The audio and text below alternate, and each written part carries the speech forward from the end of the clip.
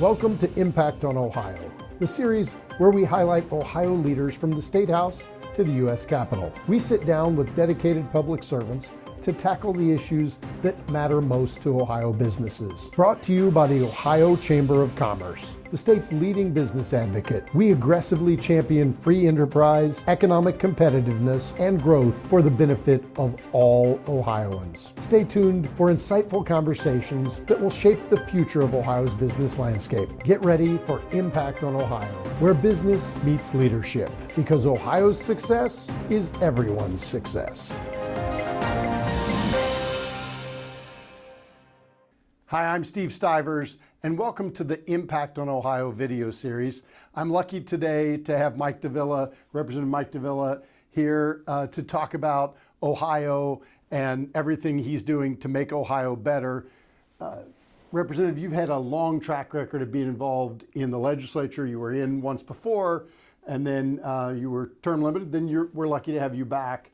Can you talk a little bit about what it's been like being back in the legislature? What are your top priorities? What do you expect to focus on this session? And, how does that interact with what you're seeing in the business community and what the business community back in your district is telling you they need? Sure. Well, thanks first of all, Steve. Always good to see you. I think it's been a little while. It's been a while. It's great to see you again. We're glad to have you back. When I was yes, sir. doing this job the last time around, and also in the military. So yes, sir. Wrapped up your time. I'm still doing my Navy stuff. Thanks for your service, by the way. Yeah. But it's great to be back in the House. I'm asked a lot, why did I run for this again? And the answer that I give them is generally, I wanted to continue doing the work that we were here to do the last time around. And much of that is to make Ohio a more business-friendly, tax-friendly state where folks want to live, work, raise a family, and stay. And so that really is our focus once again, both within the 17th House District in Cuyahoga County, which I'm privileged to represent, and more broadly within the caucus, and I think across into the Senate as well. We've done a lot this session already. Probably the most impactful monumental type budget that I've had the opportunity to vote for. This is my fourth one. And both from the tax reform perspective, both on the income side, getting to a flat tax, and property tax reform, much of which was in the budget. Didn't stay in the budget by the end, but then we got done in a different way toward the end of the year. Major reform in that regard as well. Over $2 billion in property tax reform to help Ohioans. It's the biggest thing I heard about on the campaign trail back in 2024. I'm sure as we start that process once again in this even-numbered year, we'll hear more about it. But now we have a message and a record to go back to voters to say we've really helped to get that under control for the state, both in terms of immediate relief and longer-term reform. Really the first reform in 50 years since House Bill 920. A giant reform, and I would be remiss if I didn't say thank you. The number one thing we've heard over the last few years from business, which surprised me, was about property taxes and how they were really out of whack, and the unvoted increases that you guys have fixed and sort of dialed back to help make sure that increases are actually approved by the voters and that people know what they're getting. And so thank you for that. Thank you for the flat tax. It's a big deal to move to a flat tax in Ohio, and it really puts us on a path to be faster growing. When you look at the fastest growing states, the fastest growing states have no income tax, but then the second fastest growing states have a flat tax, and we still had that antiquated graduated tax that punished people for doing more. That's right. And so when you punish people for doing more, they do less, and it takes away that incentive that we want to see for people to do more, invest more, be more involved in Ohio. And what they were doing was doing more outside Ohio because they could make more on their money outside Ohio. So thank you for your leadership on that. And I think, I'm curious what you're hearing now. You said you were hearing a lot about property taxes before. What do you think the biggest challenges and opportunities are right now in 2026 and 27 facing our state, and what do you think we should do about those? Sure. Well, what I continue to hear from employers, and I have a close relationship with the 5 local chambers of commerce in my district, is primarily focused on workforce. Yeah. We've got to figure out some additional ways to help that pipeline. So whether it's through certificates, those types of programs, it doesn't always have to be a college degree. Yep. I'm the first guy in my family to graduate from college, so I value higher education, and that's the correct path for some people. But it's community not college everybody. for others. It's right. career tech for others. So really the workforce pipeline is the biggest thing that I hear about from our employers around the district. So trying to provide answers to those types of questions.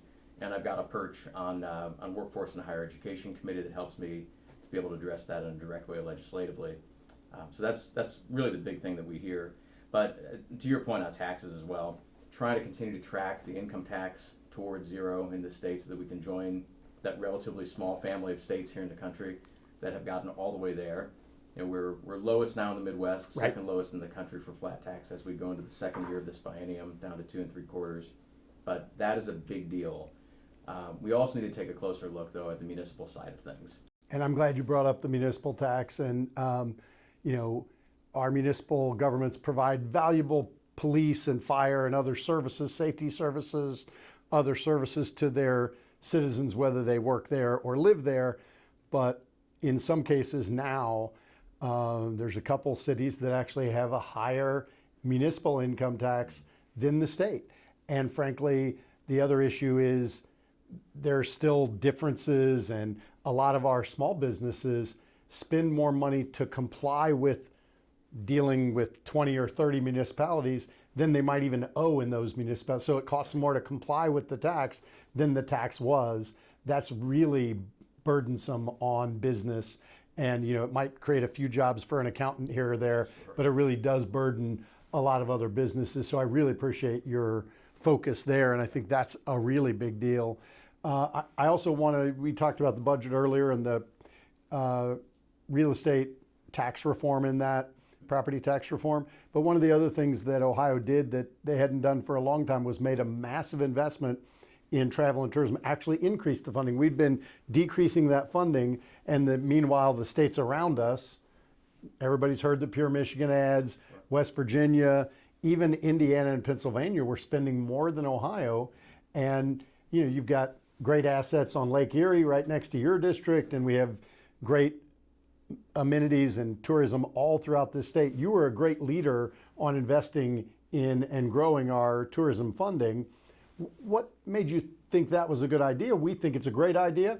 And why did you believe in it? And you know, what do you think that'll do for the state? Yeah, well, it's an important investment for the state. And the last time that I served here, I sponsored the second portion of the Jobs Ohio package, which helped create Tourism Ohio back in 2012, I guess that was.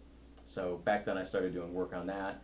I was chairman of the oversight committee for a while, and we did field hearings around the state. One of them that I did took our committee over to Sandusky. So we visited Sandusky's done a great job. Kalahari, some other locations out there. It's partly wine country as well for the state. So a lot of good things going on in that area. Some of the folks nicknamed me the Godfather of Ohio tourism back then, which I thought was a funny moniker. That's great. Willing to live with that. So coming back in was also on the radar. That's really great. helpful. And I think the number, something like $57 billion, comes back to the state, whether it's from direct expenditure or investment as a result of tourism. So it's a big industry for Ohio. It is. And there's a lot of meaningful economic development that comes from it. But the other thing that you brought up earlier on workforce is when people decide to move someplace, they usually visit there first, Right. and they come as a tourist and ultimately will decide to move there. So investing in tourism really does help grow our workforce from people that come here and say, wow, Cleveland was amazing. I want to move to Cuyahoga County. You know, that's so I think that is an additional benefit that people don't talk about enough. But thank you for being the godfather of Ohio tourism. Absolutely. We really appreciate it. Another thing you've been a leader on is House Bill 574. Do you want to talk about, you know, 574 and what its impact is going to be on the business community? Sure, and I really hope we can get it done. So we've talked a bit today about the real estate tax side of things, but as business folks know, every ledger has two sides to it, the revenue side and the expenditure side. We have a spending problem in this state and in this country as much as we have a revenue challenge. And so House Bill 574, which I'm sponsoring with Representative Jack Daniels from Summit County, is designed to offer an incentive to local entities that wish to consolidate. So we'll provide them a carrot. It's a one-time investment. It's a pilot program that we've set up. We've nicknamed it the GIPR Act, the Government Incentive Pilot Program for Efficiency and Reform. That's which great. I think President Reagan would like quite a lot. But the idea is it's a $25 million initial appropriation. Consolidating entities can receive up to $2.5 million. That's great. One time, and then they're together. So if it's villages, municipal corporation, a township, these types of things. It's not school districts. We specifically left that third rail out of this. That's a Understood. separate dialogue that needs Yeah. to be had at some point. 611 school There's districts. so in the much state. duplication, 1,700 taxing jurisdictions, municipal taxing jurisdictions in Ohio. There's so much opportunity for them to come together and do things together more efficiently. And this bill's not a mandate. You are giving them an incentive to come together and see how they can be more efficient, and having the state give them a bonus for doing that. I think that's a very novel and ingenious idea. So thanks for that leadership. And I do hope we get that one done. That one's really, really important. So, the capital budget's coming, and at least I think it's coming. Maybe you can give me an update. It's coming so far. And I know there was originally some potential pause on a capital budget when they thought, oh, there could be an issue here where we could have a giant budget hole. Now, I'm told there's a capital budget. Can you talk about how that process works and how the capital budget invests in state infrastructure, but also local infrastructure in your communities that you represent, Representative? Sure. So it's back to what we'll call a normal capital budget this time around. The OTSCIF, as it was called last time, I like to remind people as they're putting in their request, the OT in OTSCIF meant one time. So we're now back to a more traditional $3 billion and change bill this time around. I think It's a lot of money. it's A still billion, a lot of money. billion here, a billion there. Pretty soon you're talking about real money, right? Senator Dirksen once said, that's right. But the voters just once again approved that 20-year bond process. I think the last time around on the ballot, and so that's been around since what, the 1970s here Yes, in Ohio, I believe. that's It's right. now passed on 4 or 5 different occasions, and so that's been an important way to essentially serve as the state's credit card, where we're able to amortize the investment in these longer term projects over a period of time, and really get a lot of important benefit back to our communities. The community side of that will probably be around $200 million, as I understand it. Again, It's real money again, yeah. it's real money, but it's about what it has been historically. And then higher ed gets about $400 million as a separate pot from the agency money that is the balance of it statewide. That's great. So, well, thank you for explaining the capital budget to Ohio businesses, and I think it is a great opportunity to make those capital expenditures.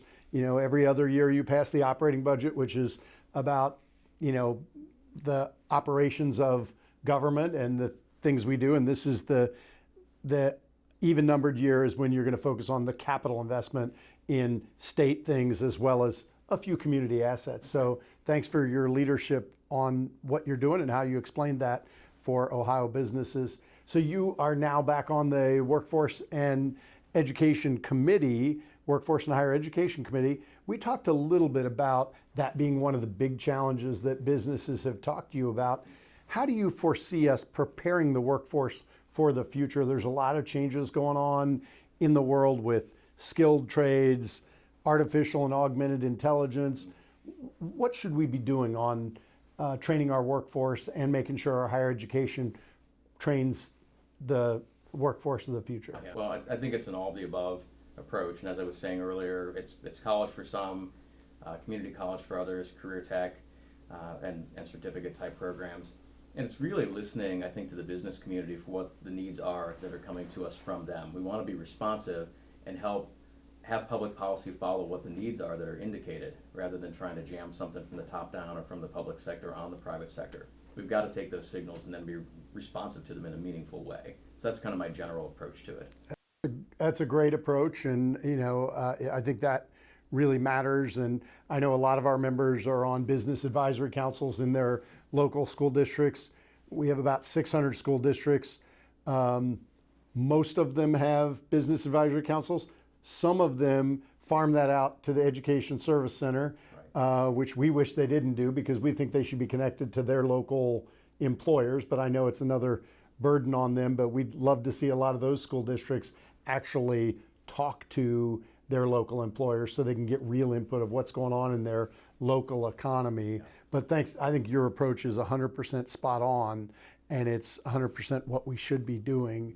So you've served at the state and federal levels and in the private sector. How do you think your experience in all those different things, serving in the Navy, comes together to sort of impact your service in the House of Representatives? Well, it's sort of a diversified portfolio, I guess is the way I'd put it, and hopefully that's helpful to have all of those different types of experiences. I started out in federal service down in D.C. right out of grad school at the State Department, and then I was on the Hill with Senator Voinovich. I did 2 stints at the Office of Personnel Management, so I got into federal HR issues on a couple of occasions, first for President Bush, then for President Trump as the Chief of Staff, and then of course almost 24 years in the Navy, and then some nonprofit and private sector work. I've started a couple of small businesses myself over the years to do consulting and leadership development, and then really cool project just recently was being employee number 1 for the USS Cleveland Legacy Foundation, which is the nonprofit that supports the soon-to-be commissioned here in the next USS Cleveland, months, that's cool. So that's awesome. Really neat project to do for a few years and serve on the board as well as the CEO there. That's being built right now, right? It's being built. It's in fact the United States Navy has taken delivery of the ship finally. Oh, it's okay. Months ago, and so the christening will happen shortly? The commissioning will happen, yeah. Commissioning, so okay. Christen where they do the the ceremonial schwack of the bottle on the thing, but the ship will now pull into Cleveland in May. Coming to Cleveland. The 4th ship named for Cleveland, and the first ship ever to be commissioned in her namesake city. That's really cool. Oh, that's a big deal, and congrats on that. And I think your diversified portfolio of experience really makes you a better representative because you've seen the federal government's role, you've served as a state representative, you know the state's role, you've been in other roles in the state, you've been in private business, you've been in nonprofits as well. So you really, I think, have a good feel for how things work together. And with all that in mind, as the representative now from your district, how do you think business people can best collaborate with policymakers? What works for you when you're trying to work with business leaders? How can they best collaborate with you, and how can they best collaborate with other folks? What's your advice for our business members of how to work with policymakers? Well, what you do as a state chamber, as a convener, and what our local chambers do, I think adds tremendous value because it allows us as policymakers to sit down and really learn what's going on. So I do a lot of small business visits around the district. We've got a lot of light industry, manufacturing, these types of things around my suburban Cuyahoga County district. But then on occasion, I will also work with our local chambers, and we'll put together a roundtable in the community, and whether it's on manufacturing or some other industry, or just generally. Right. I mean, it could be a diversified group of businesses and agencies that come together to have that dialogue. But that helps me have a good understanding of what's going on and how we can calibrate what public policy looks like. Most of the time, Steve, it's getting government out of the way, and lower taxes, lower regulation burden, and just allowing the private sector to do what it does best, and that's create jobs and create money for people. Yeah. Well, thank you, and I think your perspective aligns very well with our business members and, of course, the chamber. So really a pleasure to have you on. One last question we'll leave you with. What's your sort of take on Ohio's economic future? What are you seeing happening now? How confident do you feel in the way things are going? And where do you see things going over the next few years? Yeah, I'm bullish on it still at this point. And if you look just back at the period of time over the last number of general assemblies and governors, the challenges that we used to have as a state in terms of our tax and regulatory regime is completely different today than it was at the beginning of this century even, much less the years before that. I think Governor Voinovich in the 90s got us on a great track. Yep. And we've had pretty solid leadership ever since then.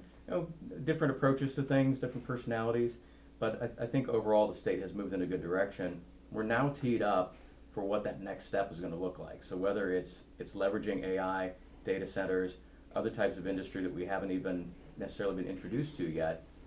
I'm big on aerospace and military, whether 100%. It's Wright Pat in the Dayton area.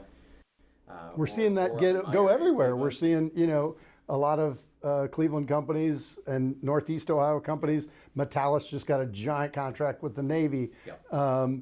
We've got GE Aerospace in Cincinnati. So the defense sector is not just Dayton anymore. It's really right. Andrel and Columbus. So it's really starting to even out throughout the rest of the state. And I think it's a huge growth opportunity. You and I both served, and I think we both believe that. But I really do believe that's going to be a growth industry too. We should absolutely be a national leader among the states in that particular space. Yeah, well, thank you for your leadership, and thank you for being a leader in the state and nationally on making Ohio competitive, focusing on workforce, and everything you're doing to make Ohio a great place to live, work, and raise a family. Representative Dovilla, thank you so much. Thanks, Steve. It's my privilege. Thank you. Thanks so much. Absolutely. Yeah. If you have an idea for the Impact on Ohio video series, email us anytime. You can also scan the QR code to take you directly to the YouTube page and watch Impact on Ohio.